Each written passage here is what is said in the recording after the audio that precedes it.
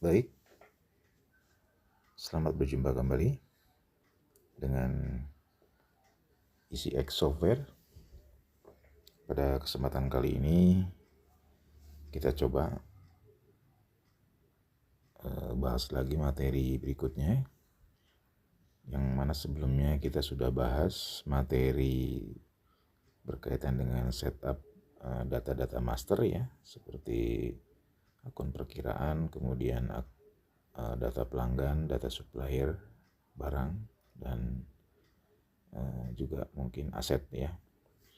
Nah, pada kali ini kita coba pelajari atau kita bedah bagaimana teknisnya berkaitan nanti dengan penginputan atau transaksi yang bisa dilakukan di dalam aplikasi EAV01 ini. Baik, Bapak Ibu, seperti kita lihat di layar, kita masuk ke menu, kemudian kita masuk ke transaksi. Bapak Ibu sekalian, untuk diketahui bahwasanya aplikasi ini memang kita buat sesimpel mungkin ya, sesederhana mungkin lah sebetulnya, tapi juga tentunya tidak mengabaikan hal-hal yang memberikan satu kemudahan-kemudahan bagi kita sebagai pengguna aplikasi dalam hal nanti menggunakan aplikasi gitu ya. Dalam konteks penyederhanaan ini adalah kita coba aplikasi itu tidak terlalu rumit gitu ya, dalam arti kalau misalnya kita bicara dengan aplikasi lain yang mungkin sudah banyak bertebaran di kita gitu ya, mungkin aplikasi lain itu sudah dipisah-pisah gitu ya, antara misalnya transaksi jurnal umum atau ada jurnal khusus berkaitan dengan transaksi bank, transaksi kas, misalnya transaksi penjualan, pembelian dan lain sebagainya. Nah, dalam konteks ini pada dasarnya sebetulnya dari pemilihan-pemilihan tadi itu bermuara pada semuanya pada jurnal umum sebetulnya ya. Hanya mungkin karena kebutuhan-kebutuhan spesifikasi laporan itu memang dikembangkan ke dalam klasifikasi tadi gitu. Jadi ada jurnal khusus begitu ya. Nah, dalam konteks ini supaya kita bisa lebih sederhana, maka saya akan menyampaikan kepada Bapak Ibu bahwa AVI01 ini itu memang cukup dengan mencatat semua transaksi daripada operasional kita itu hanya di jurnal umum gitu. Baik itu menyangkut kepada penerimaan misalnya atas penerimaan kas, penerimaan bank misalnya gitu kan, untuk pengeluaran operasional misalnya gitu ya, atau misalnya untuk nanti penyusutan atau semacam jurnal khusus, semacam ada jurnal yang memang koreksi misalnya, atau jurnal-jurnal yang sifatnya non kas non bank, itu semuanya tetap dimasukkan dalam jurnal umum ini gitu. Nah, hal yang mungkin dikhususkan bagi aplikasi EAV ini adalah yang berkaitan dengan jurnal untuk pengakuan atas penjualan atau pengakuan atas pembelian barang atau barang dagangan begitu, melalui modul yang memang saya berikan tambahan di sini, yaitu modul penjualan dan modul pembelian gitu. Yang mana ini memang sebetulnya lebih kepada kepentingan di frontliner ya, di kepentingan di operasional gitu ya, bukan di accounting semata-mata gitu. Nah, ini tambahan fitur yang sengaja saya tambahkan dalam EAV01 ini, yaitu jurnal untuk pencatatan untuk transaksi penjualan gitu. kemudian juga untuk transaksi pembelian. Kenapa ini memang ditambahkan? Karena hemat kami, kebutuhan ini juga sangat juga penting nantinya untuk pengembangan dalam arti kebutuhan-kebutuhan laporan lain, seperti dalam hal ini adalah kebutuhan berkaitan dengan stok atau persediaan barang dagangan gitu ya. Karena dengan lebih kita mencatat secara lebih rinci berkaitan dengan barang itu, nanti kita juga akan mendapatkan informasi-informasi berkaitan dengan barang itu sendiri.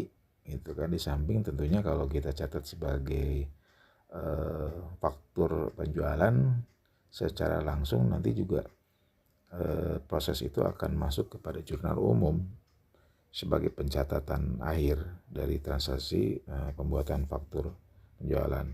Demikian juga untuk faktur pembelian. Jadi sebagai satu proses pengakuan adanya pembelian kepada pihak supplier dan pengakuan hutang misalnya dari sisi lain, karena memang ada pembelian yang dilakukan secara kredit misalnya gitu ya.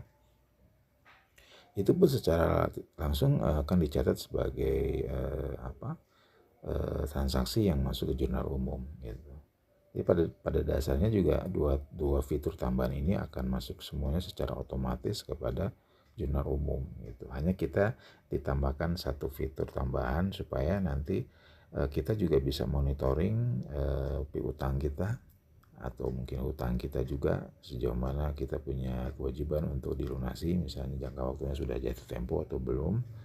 Demikian juga misalnya untuk piutang, apakah ada piutang-piutang yang sudah jatuh tempo yang belum kita tagihkan gitu. Sehingga itu informasi-informasi penting hemat saya yang memang harus diketahui, harus dimonitor oleh kita gitu. Jangan sampai itu jadi sesuatu yang kita luput untuk dimonitor gitu ya. Nah, balik lagi kepada modul transaksi ya. Di dalam modul transaksi ini aplikasi memberikan 5 modul ya, 5 modul transaksi di sini ya. Yang pertama adalah transaksi jurnal umum, kemudian transaksi penjualan, transaksi pelunasan piutang, dan transaksi pembelian, dan terakhir transaksi pelunasan. Nah, baik, kita mulai kepada transaksi jurnal umum. Nah, Bapak Ibu sekalian, pada penginputan di jurnal umum ini, seperti halnya juga yang pernah saya sampaikan dalam penginputan di master pelanggan atau master supplier atau barang, itu sebetulnya juga bisa dilakukan langsung melalui baris di dalam kertas kerja ini ya gitu. Jadi bisa dilakukan langsung, tapi hemat saya, balik lagi untuk kemudahan dan kepraktisan nantinya ke depannya, karena misalnya record itu kan semakin lama akan semakin banyak, akan semakin panjang begitu. Jadi kita kan repot kalau harus diinput secara manual, untuk kemudian harus mencari baris yang paling bawah dulu gitu untuk menambahkan transaksi. Jadi dalam transaksi jurnal umum pun kita sudah fasilitasi untuk penginputan transaksinya. Jadi Bapak Ibu bisa lihat ini yang warna kuning ya, warna kuning gitu. Di situ ada input data, ini kita klik saja. Nah, di sini kita sudah bisa melihat bahwa nomor jurnal umum yang akan nanti terbentuk itu sudah kelihatan ada nomor 1 ya di sini, karena memang ini belum sama sekali ada jurnal ya. Kemudian tanggal, nah ini tanggal sangat mudah untuk bisa kita rubah ya, karena misalnya ini transaksi yang sebetulnya terjadi di beberapa hari ke belakang kita, cuman kebetulan hari ini kita baru input misalnya begitu ya. Nah, ini bisa kita rubah gitu ya dengan cara kita bisa ketikkan langsung dalam modul di sini, diketikkan begitu, misalnya tanggalnya tanggal 1 misalnya gitu ya, bulannya bulan 4 misalnya gitu ya. Atau bisa juga sebetulnya kita klik saja di sini. Nah, ini. Nah, di sini kita tinggal pilih tanggal 1 atau mungkin tanggal 2 misalnya. Nah, ini dengan otomatis nanti si tanggalnya akan berubah. Ini satu kemudahan tentunya bagi pengguna dalam hal menentukan tanggal transaksi. Jadi nggak usah repot kita input sebetulnya, tapi di input pun bisa, silakan. Cuman kalau ada yang lebih mudah, kenapa harus lebih repot gitu ya. Kemudian dari penentuan tanggal, kita penentuan akun perkiraan. Jadi akun perkiraan ini ya, seperti yang dalam penyampaian di awal, itu sangat penting bagi pencatatan satu transaksi ya. Jadi kita harus menentukan akunnya, akun apa gitu.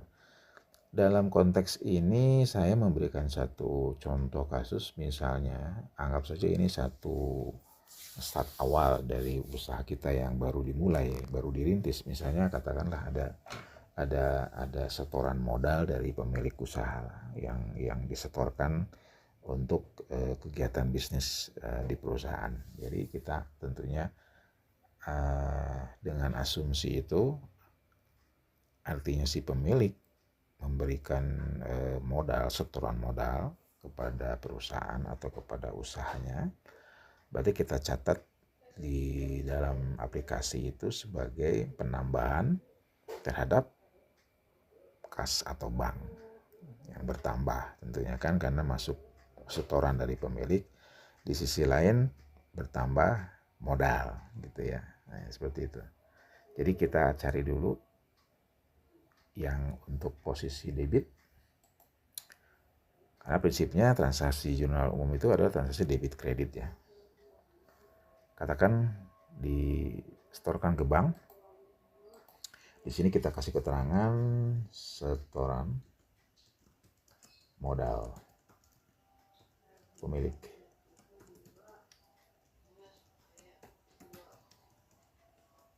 Sebesar katakan 200 juta. Nah, jangan lupa untuk lawan debitnya tentunya harus diisi ya. Karena kalau nanti nggak diisi jadi error ya. Tambah untuk lawan transaksinya yang dikredit adalah modal. Ini bisa kita ketikkan langsung ya, seperti itu tadi. Nah, makanya keluar langsung modal. Keterangannya sama, setoran modal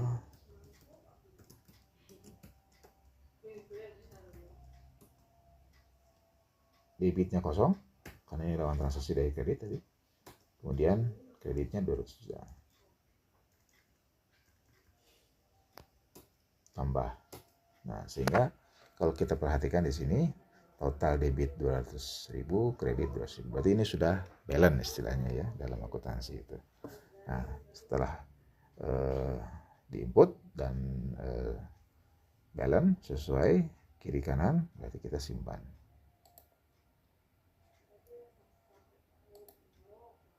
Nah, ini memang aplikasi tidak keluar langsung ya. Karena katakanlah asumsinya bahwa kita memang dalam hal ini menginput terus gitu ya. Jadi setelah selesai input tadi, dia akan tetap bisa langsung kita input kepada record berikutnya. Tapi mungkin kita coba lihat dulu ya. Nah, ini tadi transaksi yang kita catat di dalam form sudah muncul sebagai baris baru ya. Ini sudah otomatis, nomornya nomor 1, tanggal sesuai, kemudian akun perkiranya bank pada modal. Nah, kalau misalnya kita mau ngecek ini pengaruh ke laporannya bagaimana, ini sebetulnya udah langsung otomatis ya Bapak Ibu ya. Kalau misalnya kita bertransaksi itu laporan laba ruginya juga udah berarti otomatis akan kebentuk. Cuma dalam hal ini tentunya untuk transaksi penyetoran modal belum berkaitan dengan masalah laba rugi ya, tapi berkaitan dengan masalah posisi keuangan kita atau di neraca kita gitu ya. Kalau untuk supaya kita bisa tahu bagaimana perubahannya, coba saya kasih gambaran saja ya. Nah, seperti ini Bapak Ibu sekalian.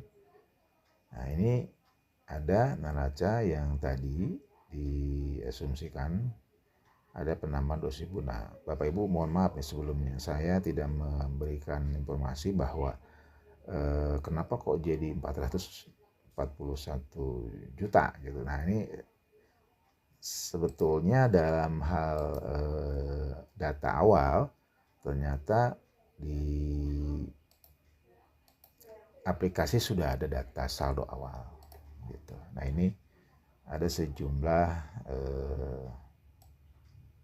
berapa ini ya? Ada sejumlah 241 juta ya, yang merupakan modal sebagai modal awal dari, bukan modal awal ya, sebagai angka awal, saldo awal daripada transaksi ini. Tapi kalau misalnya kita supaya lebih jelas saja, kita coba anggap saja belum ada saldo awal. Ini kita kosongkan saja gitu. Kita kembali kepada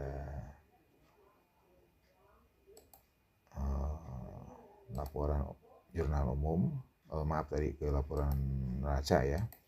Nah, 200.000 tadi sudah langsung tercermin di dalam laporan neraca ya, karena transaksi awal tadi yang merupakan penyetoran dari pemilik itu berkaitan dengan laporan neraca gitu ya, artinya kas bank, modal, kewajiban begitu ya. Nah, balik lagi kita ke transaksi jurnal umum. Nah, kemudian dari transaksi jurnal umum ini kita coba ada tambahkan kasus lagi ya. Nah, misalnya tadi ada penyetoran, sekarang karena kita sudah punya modal, kita asumsikan mau belanja modal. Nah, belanja modal ini tentunya kita tidak menggunakan ini ya, karena kita sudah ada tambahan fitur yaitu pembelian. Jadi kita nggak menggunakan jurnal umum berkaitan dengan pembelian atau penjualan gitu ya. Tapi di luar itu kita menggunakan. Nah, kita masuk ke sini ke transaksi pembelian. Nah, Bapak Ibu, pada saat kita melakukan pencatatan pembelian, itu tentunya kita sudah punya daftar barang-barang yang dibeli gitu ya. Dalam hal ini saya hanya memberikan ilustrasi dari sisi penggunaan aplikasinya. Jadi anggap saja barang-barang yang ada yang itu yang kita anggap dibeli gitu ya. Jadi kita coba di awal mencari dulu pelanggannya, katakanlah dari pihak Banjarsari. Kita double klik ya, kemudian tanggalnya sudah otomatis. Tapi kalau misalnya nanti tanggalnya bukan tanggal 28, nah ini secara otomatis juga ada fitur untuk mencari tanggal di sini. Ini sebetulnya fitur tambahan atau add-on ya, yang harus diinstal nanti di awal ya, untuk ditempel di Excel gitu ya. Nanti ini saya akan tambahkan dalam modul pembelian ya. Nah, ini diklik, kemudian misalnya tanggalnya tanggal 2 katakan begitu ya. Nah, ini yang saya bilang dia dalam hal penyetingan di data supplier, TOP ini nanti menyangkutnya ke sini Bapak Ibu ya. TOP ini adalah jangka waktu. TOP itu term of payment yang diberikan kepada kita sebagai pembeli untuk nanti membayar kewajiban kita. Misalnya tadi 35 hari atau 45 hari gitu ya. Nah, ini otomatis nanti juga jangka jatuh temponya akan terisi gitu. Nah, baru kemudian setelah kita menentukan supplier dan tanggal, kemudian ini nggak perlu kita isi ya, karena nomor ini nanti otomatis ya, otomatis akan terisi. Nah, kemudian kita cari barang ya. Nah, kita klik di sini cari barang. Nah, ini karena kebetulan kita hanya punya sampel 3, katakanlah ini kita 3 item ini yang kita beli. Nah, untuk yang barang ini kita cukup klik 1 kali aja. Ini barangnya langsung ada di sini. Kemudian jumlah itemnya berapa, diisikan, enter. Lalu kemudian diklik yang ini, tambah barang. Nah, ini secara otomatis akan masuk ke sini. Harga sudah terisi dari data mana, data yang ditentukan di barang ya. Kemudian bila mana artikelnya lebih dari satu, kita tambahkan lagi, cari lagi, kemudian klik manager maaf misalnya. Nah, isi misalnya kuantitinya ada 12 katakan begitu ya. Kemudian tambah barang. Nah, secara otomatis barang ini akan bertambah. Tapi kalau misalnya wah salah nih, tadi bukan magic jar misalnya, ini salah misalnya gitu ya, ini jangan dihapus di sini gitu ya, ini saja yang diklik ya, diklik di sini hapus barang. Nah, otomatis dia akan terhapus gitu ya. Nanti kita isikan lagi dengan barang yang seharusnya, misalnya katakanlah payung harusnya gitu ya. Nah, sejumlah katakan 24 pieces gitu ya.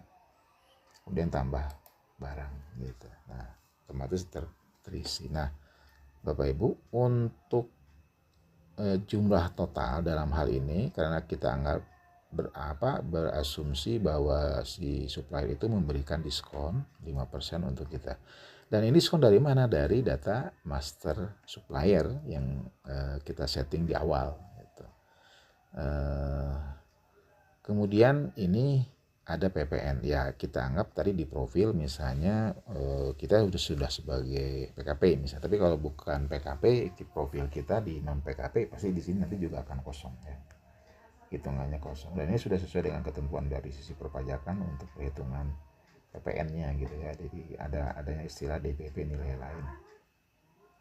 Kemudian setelah kita isikan barang, baru kita simpan.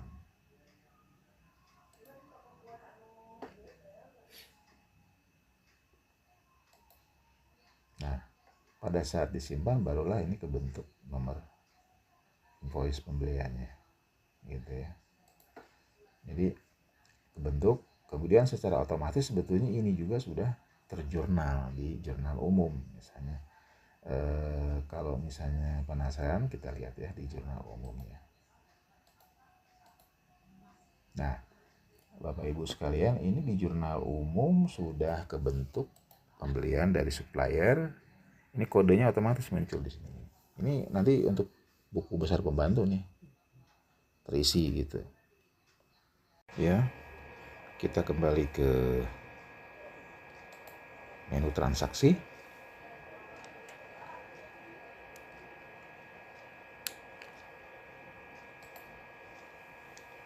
Jadi setelah kita buat faktur, dari faktur ini kemudian terbentuk juga jurnal umum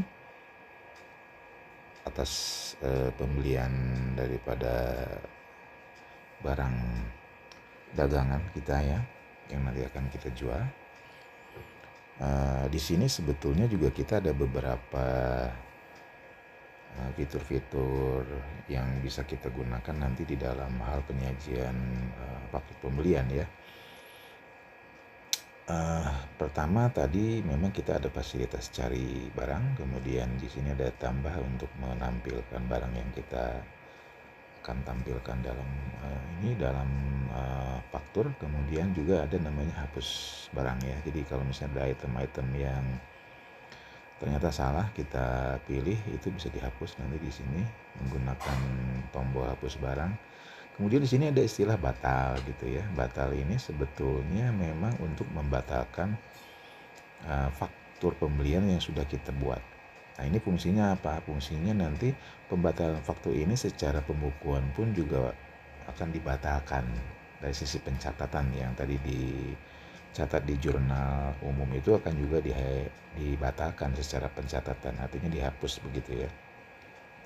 Ini penting nanti dalam hal pencatatan di accounting, karena memang kalau misalnya hanya batal di sisi fakturnya saja, nanti di dalam pencatatan kan masih ada gitu adanya bukti pembelian tersebut gitu. Nah, ini supaya sinkron dan istilahnya nyambung dengan data yang disajikan dalam accounting itu, pembatalan ini fungsinya nanti untuk membatalkan daripada faktur-faktur pembelian yang sudah kita buat gitu. Nah, ini caranya seperti misalnya kita ada faktur yang mau kita batalkan. Dalam konteks ini memang ini cuma satu faktur gitu ya. Nah, nanti kalau misalnya nanti ada beberapa faktur, kita akan istilahnya perlihatkan bagaimana fitur dari batalkan ini akan juga membatalkan daripada transaksi pembelian itu sendiri. Atau mungkin kita coba saja ya, kita coba saja fitur untuk membatalkan daripada faktur ini, kemudian bagaimana dengan pencatatannya gitu ya. Artinya pencatatan di jurnal umum pun apakah juga dibatalkan apa tidak gitu ya. Kita coba saja ya. Ini anggap aja sudah kita panggil nomor faktur pembeliannya yang kita mau batalkan, tampil di layar. Kemudian kita klik batal. Yakin ingin membatalkan invoice INB 20250401? Ya, kalau merasa sudah yakin memang ingin kita batalkan, kita klik yes.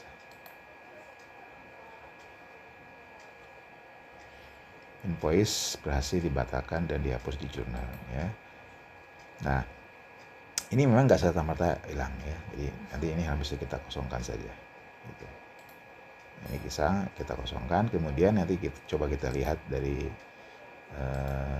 jurnal umumnya apakah juga dibatalkan apa tidak gitu ya. Nah, Bapak Ibu sekalian, kita lihat tadi kita ada jurnal di sini pembelian barang dagangan karena memang ternyata dibatalkan secara pencatatan. Di sini pun dibatalkan ya di jurnal umum atau jurnal transaksinya. Kembali ke transaksi pembelian. Nah, jadi seperti itu ya Bapak Ibu. Jadi fungsi daripada batalkan ini adalah untuk membatalkan faktur pembelian yang sudah kita buat gitu. Nah, di samping ada fitur batalkan juga ada namanya panggil invoice atau panggil faktur lah ya.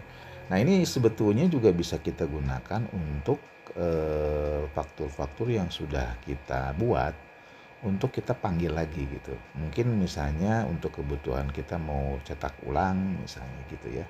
Atau ya tadi kita mau batalkan faktur-faktur tertentu yang ternyata kita mau batalkan.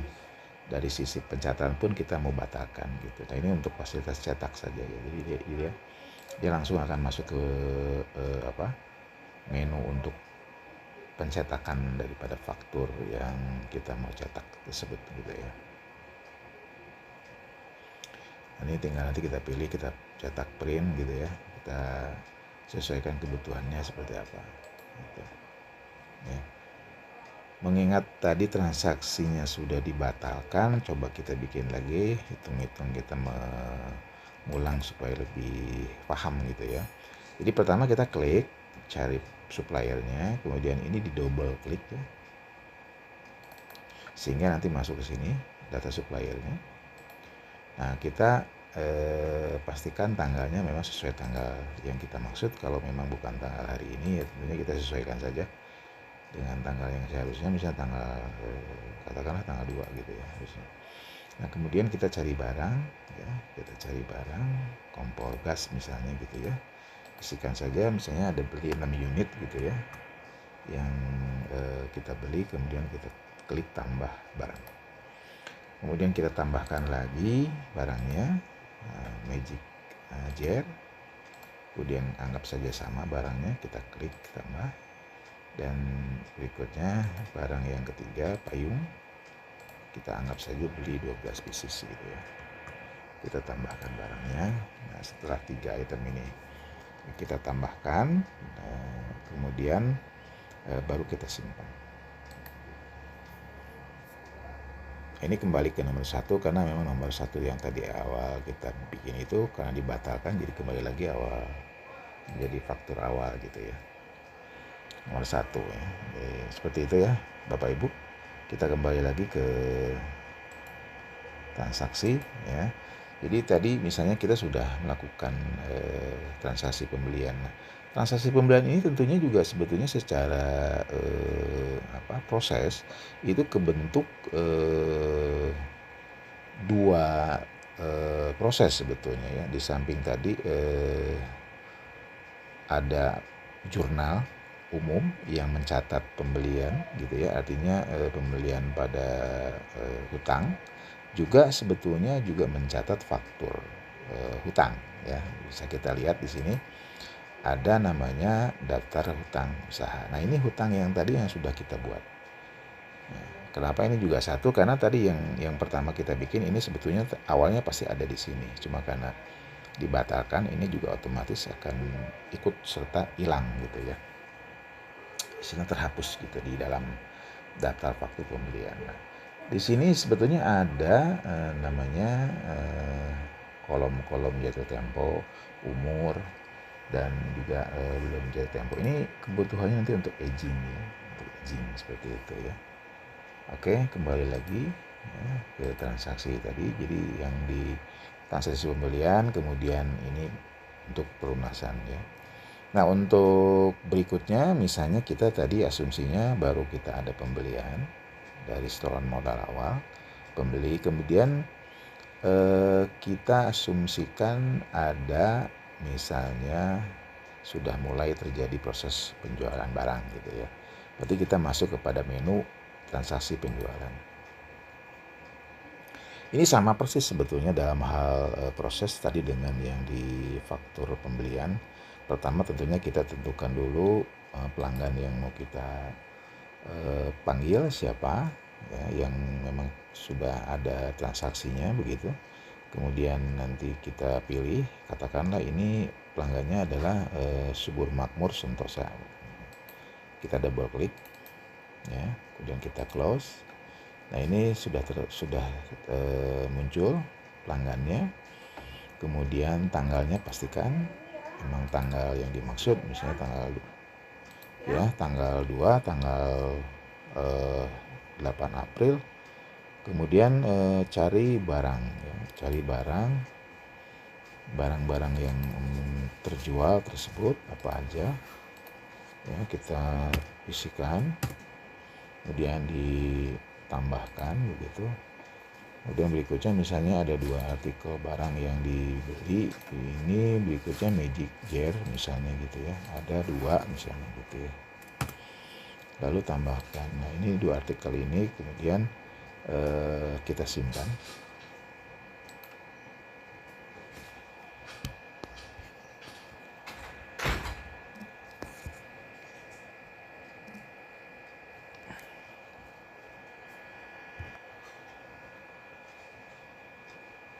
Nah, dari proses yang faktur penjualan ini sama halnya tadi dengan yang di proses faktur pembelian pun sebetulnya juga sama, sudah kebentuk satu jurnal penjualan gitu ya. Dalam proses jurnal penjualan ini nomor sudah tergenerate secara otomatis, terbentuk begitu ya. Kemudian customernya juga, kode customernya muncul. Kemudian di sini ada piutang senilai 1 juta sekian, penjualannya sekian, ada diskonnya sekian, kemudian harga pokok. Nah, ini harga pokok pasti disantumkan dalam perhitungan penjualan karena memang nanti akan kita dapat informasi berkaitan dengan keuntungan daripada penjualan tersebut ya. Ini kembali lagi kepada menu penjualan.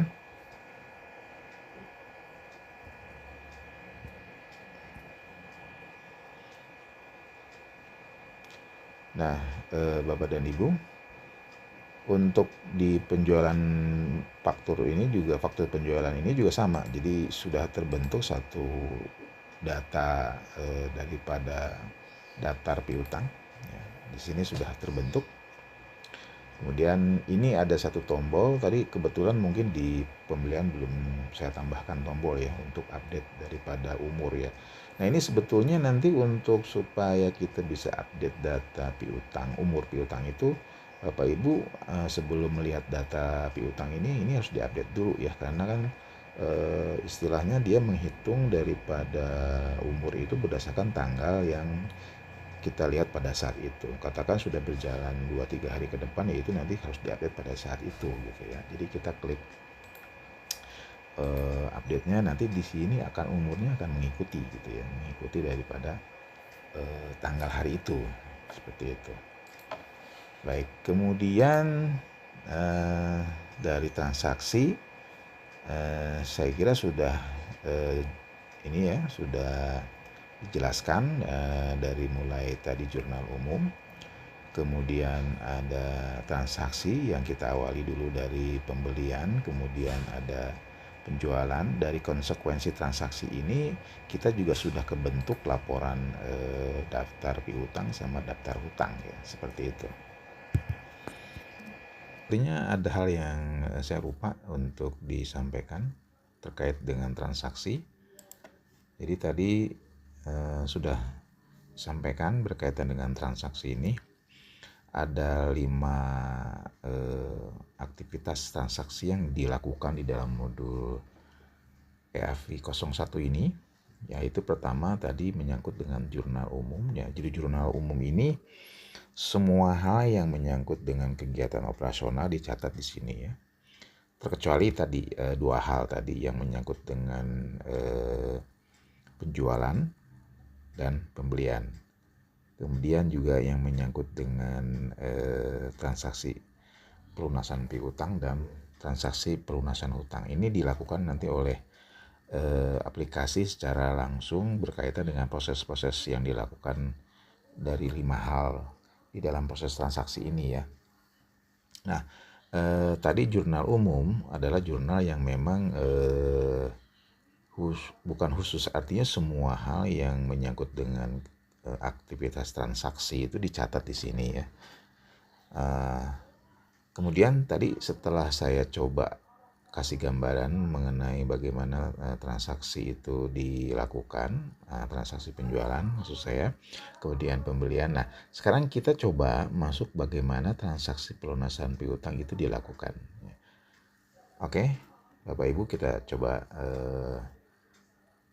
lakukan simulasi daripada transaksi pelunasan piutang. Nah, dari data yang kita coba tadi create, memang hanya ada 1 faktur yang kita create sebagai transaksi penjualan.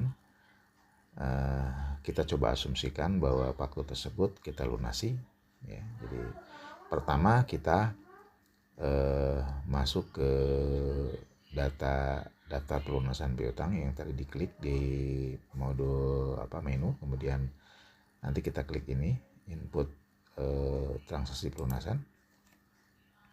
Nah, ini memang di sini dalam proses ini kita punya satu mekanisme bahwa berkaitan dengan transaksi pelunasan ini kita menggunakan satu nomor bukti khusus ya, yang nanti akan di-generate, akan dibentuk oleh aplikasi menjadi bukti bank masuk BBM gitu ya. Jadi itu sebagai bukti transaksi pelunasan untuk di pelunasan piutang. Jadi pertama kita tentukan tanggal tentunya. Apakah tanggalnya sesuai tidak? Kalau belum sesuai, kita sesuaikan tanggal yang dimaksud. Misalnya begitu, katakan tanggal 10, kita sudah tentukan tanggal. Kemudian kita tentukan juga penerimaan dari pembayaran itu masuk ke bank atau ke kas atau bagaimana gitu ya. Misalnya katakan umumnya kan biasanya kalau pelanggan itu melalui bank ya, di transfer atau giro yang kita setorkan gitu ya. Nah, kita anggap aja masuk ke Bank Mandiri gitu ya. Nah, kemudian kita panggil pelanggannya gitu. Katakan pelanggannya kan katakan banyak ya sebetulnya, mungkin nanti ke depannya kita akan banyak transaksi yang diinput.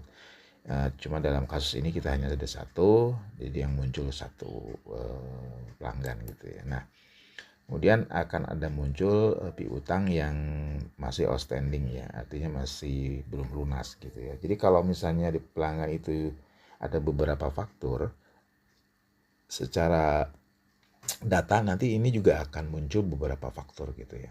Jadi nanti kita akan klik beberapa faktur, misalnya kalau memang faktur-faktur itu dilunasi gitu dalam proses pembayaran gitu ya. Kita asumsikan pembayaran itu kita terima dilunasi secara keseluruhan gitu ya. Artinya tidak dicicil gitu ya. Jadi kita asumsikan nilai saldo piutang sama dengan nilai pelunasan gitu ya. Nah, kemudian kita simpan.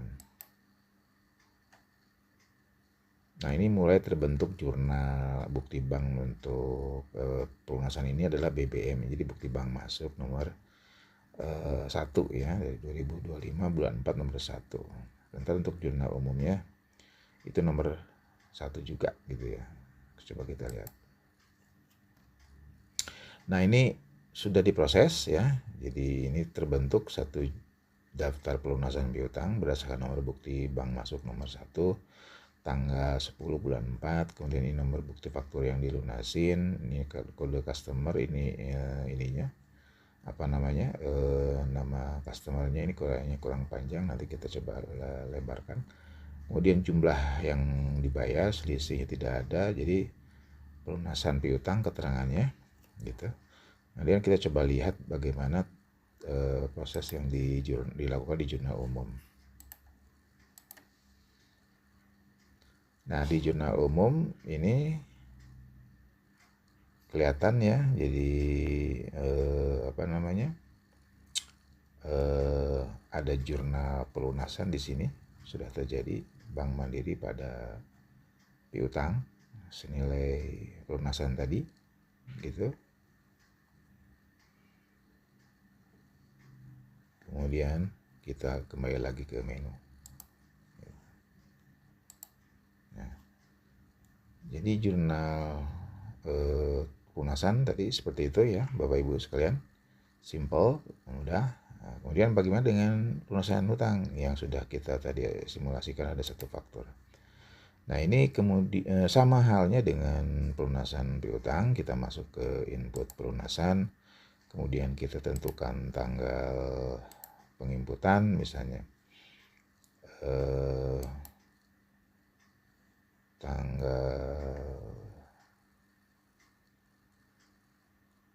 katakan tanggal 3 lah gitu ya. Kemudian kita tentukan banknya bank BCA, kalau kebetulan ini masuknya ke BCA misalnya. Suppliernya adalah cuma satu karena tadi cuma satu simulasi. Kemudian ini yang dibayarkan juga sama sejumlah 3, sekian senilai faktur gitu kan pelunasannya, dan kita simpan. Nah, ini sudah langsung kebentuk jurnal pencatatan daftar pelunasan hutang ya senilai faktur. Kemudian ini nomor buktinya. Nah, kita lihat juga bagaimana di jurnal umumnya gitu ya. Nah, di jurnal umum juga sama, ini sudah kebentuk ya, nomor supplier, kemudian hutang pada BCA gitu ya. Nah, dari pelunasan tadi bagaimana sebetulnya laporan dari piutangnya itu sendiri, coba kita lihat ya. Nah, di sini statusnya berarti sudah lunas. Jadi ini statusnya ke-update ya dari proses pelunasan tadi. Piutang yang atas nama Subur Makmur ini statusnya sudah lunas gitu. Jadi nanti kalau misalnya nanti muncul daftar faktur yang sudah banyak, ada juga yang dilunasi, ini statusnya akan lunas. Kalau misalnya nanti kita mau melihat mana yang sudah lunas, mana yang belum, nanti kita tinggal ini aja filter di sini gitu. Katakan ini nanti yang belum lunas sama yang sudah lunasnya, yang lunasnya kita centang gitu ya, jadi munculnya yang tidak lunas saja gitu ya. Nah, seperti itu ya nanti untuk sortir daftar fakturnya gitu ya, seperti itu ya. Jadi saya sampaikan lagi, untuk transaksi ini ada 5 transaksi yang dilakukan dalam modul. Pertama tadi jurnal umum, kemudian misalnya transaksi penjualan faktur, kemudian transaksi pelunasannya, kemudian juga ada transaksi pembelian, dan juga ada pelunasan hutangnya gitu. Nah, aktivitas yang kita lakukan di transaksi ini pada dasarnya juga akan nyambung pada pencatatan di accountingnya. Jadi di jurnal umumnya semuanya dicatat gitu ya, sebagai pencatatan accountingnya gitu. Nah, mungkin hal lain yang juga mungkin perlu diketahui oleh Bapak Ibu sekalian, bagaimana misalnya dengan pencatatan seperti untuk biaya, untuk hal-hal lain. Nah, itu tetap di jurnal di dalam jurnal umum ini gitu ya. Jadi saya mau mencatat biaya-biaya Pak, misalnya tuh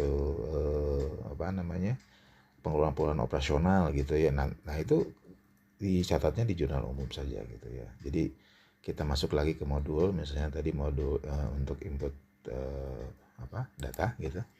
Nah nanti kita tentukan tanggalnya, misalnya gitu ya. Kita tentukan tanggal. Kemudian, nah ini saya lupa tadi menekankan ini. Nah ini transaksi, jenis transaksi ini menentukan nanti ke cash flow ya, Bapak Ibu sekalian. Jadi cash flow itu harus ditentukan di sini. Apakah itu menyangkut dengan transaksi kas atau non kas. Jadi kalau transaksi yang menyangkut dengan kas, itu ada transaksi yang memang melibatkan adanya kas di situ. Misalnya untuk penerimaan dari piutang, berarti itu transaksi kas, atau pengeluaran untuk biaya-biaya yang menggunakan kas atau menggunakan bank, ya itu berarti transaksi kas. Tapi kalau misalnya kita membuat satu jurnal umum terkait misalnya adanya satu pengakuan biaya yang dihutangkan dulu, nah itu berarti sebagai transaksi, jenis transaksinya adalah non kas gitu ya. Artinya itu memang tidak langsung berkaitan dengan kas atau bank. Ini nanti nyambungnya ke laporan cash flow gitu ya, laporan arus kas. Nah, saya coba kasih simulasi bagaimana misalnya mencatat daripada pengeluaran untuk gaji ya. Nah, kita tentunya cari akun untuk biaya gaji ya, gaji gitu ya. Kita coba cari gaji gitu. Beban berarti ya, beban. Nah, beban gaji. Nah, ini misalnya gitu ya. Nah, nanti kemudian keterangannya adalah gaji bulan April gitu ya, 2025. Katakan gajinya 5 juta. Kemudian diisi 0 untuk kreditnya. Lalu tadi debitnya ya. Berarti kreditnya adalah misalnya biaya hutang ya. Saya asumsikan hutang saja dulu ya. Bukan cash ya. Jadi karena ini misalnya di penghujung bulan belum kita bayarkan dulu. Jadi kita masih anggap sebagai hutang gaji. Keterangannya gaji bulan April 2025, ini debitnya 0, kemudian kreditnya 5 juta. Nah ini tadi Bapak Ibu jangan lupa, ini kan tidak berkaitan langsung dengan kas ya. Jadi ini dipilihnya adalah non cash gitu ya. Nah kemudian setelah balance, debit kreditnya sama, ini kita simpan. Nah kita lihat di jurnal umum, pencatatannya sudah kebentuk. Jadi ada biaya beban gaji, kemudian ada hutang gaji senilai 5 juta. Nah, ini juga bisa kelihatan di sini memang transaksi yang tadi kita tentukan di sini akan keposting juga di sini. Gitu. Nah, dari sini kita sudah setidaknya mewakili hampir semua jenis transaksi ya. Berarti dari mulai tadi misalnya ada transaksi penyetoraan dari pemilik, kemudian ada transaksi pembelian yang merupakan modal awal kita untuk berjualan, kemudian ada transaksi penjualan di sini ya. Ada hitung-hitungan terhadap HPP-nya juga secara otomatis memang dihitung oleh si aplikasi itu. Kemudian ada istilahnya pelunasan di sini ya. Kemudian juga ada biaya operasional gitu. Jadi prinsipnya secara transaksi ini mewakili ya beberapa transaksi yang terjadi. Mungkin yang belum kita lakukan adalah untuk misalnya jurnal penyusutan. Nah itu juga pada dasarnya juga sama, kita masukkan di dalam modul ini aja gitu semuanya. Nanti kita cari biaya penyusutan terhadap akumulasi penyusutan gitu ya. Kemudian selanjutnya adalah nanti kita akan masuk kepada modul laporan gitu ya. Karena sebetulnya laporan itu sesuatu yang sudah jadi, sudah tinggal kita lihat saja kebutuhannya gitu untuk periode kapan kita mau lihat laporan tersebut. Namun yang terpenting tadi sebetulnya kita eh, perjelas kembali, pertama dalam hal penggunaan aplikasi ini yang kita harus tentukan di awal adalah berkaitan dengan setup data-data master tadi ya. Yang terpenting berkaitan dengan akun perkiraan itu juga harus betul-betul lengkap mewakili kebutuhan di sisi kegiatan operasional kita. Nanti bisa dicek Bapak Ibu akun-akun yang sudah memang dilengkapi oleh kami bisa dimanfaatkan, digunakan saja, tidak perlu kami kosongkan karena itu pada dasarnya juga sudah mewakili kepentingan-kepentingan basic ya, dasar daripada suatu kebutuhan pembukuan. Mungkin ada pengembangan-pengembangan sedikit nanti di akun perkiraan untuk dilengkapi seperti yang dijelaskan di awal. Kemudian masuk ke transaksi, ini juga pada dasarnya kita bikin simpel saja, semua kegiatan operasional, aktivitas apapun dicatat di dalam jurnal umum. Kecuali tadi ada 4 hal yang tidak perlu dilakukan di dalam jurnal umum, karena pada prinsipnya secara otomatis sistem akan melakukan jurnal dengan sendirinya, yaitu dengan pada saat kita masuk ke modul pembuatan faktur penjualan, nanti secara otomatis pun jurnal penjualannya akan masuk ke jurnal umum. Kemudian juga kita akan dapat daftar piutang, kemudian akan juga kita dapat laporan pelunasan piutang. Kemudian untuk di hutang kita juga akan kebentuk jurnal untuk hutang tersebut. Kemudian di dalam proses pelunasan pun juga akan mendapatkan daftar hutang, kemudian proses daftar pelunasan hutangnya, seperti itu ya. Nah, hal berikutnya yang nanti akan saya